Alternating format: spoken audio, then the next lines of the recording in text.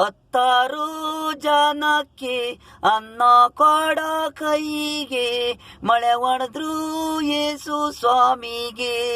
ಮನುಷ್ಯ ರೂಪದಲ್ ದೇವ್ರು ಅವನೇ ಬರದು ಯೇಸು ಆಗಿರುತ್ತಾನೆ. ವೇಸಾನು ಮನುಷ್ಯನ ಮೇಲೆ ಕೋಪನೂ ಇರದು. 10 ಜನಕ್ಕೆ ಅವನೇ ರೂಪ ತಾಳಿರನು.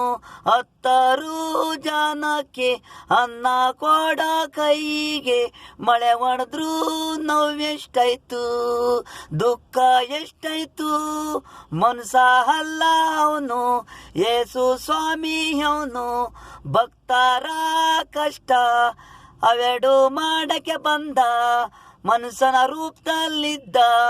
ಶತ್ರುಗೆ ಇವನೇ ಅಂತ ಕೈ ಮಳೆ ಹೊಡೆದ ಯೇಸು ಸ್ವಾಮಿ ಅವನು. ಭಕ್ತರಿಗಾಗಿ ಇವನು ನೋವು ತಿಂದ. ಜನಗಳೇ ಹಿಂದೆ ಮುಂದೆ ನೋಡ್ರು, ದೇವ್ರುಗಳು ಇರ್ತಾರೆ, ಜನಗಳ ರೂಪದಲ್ಲಿರ್ತಾರೆ. 10 ಜನಕ್ಕೆ ಅನ್ನ ಕೊಡೋ ಕೈಗೆ ಮಳೆ ಹೊಡೆದ್ರು ಯೇಸು ಸ್ವಾಮಿಗೆ.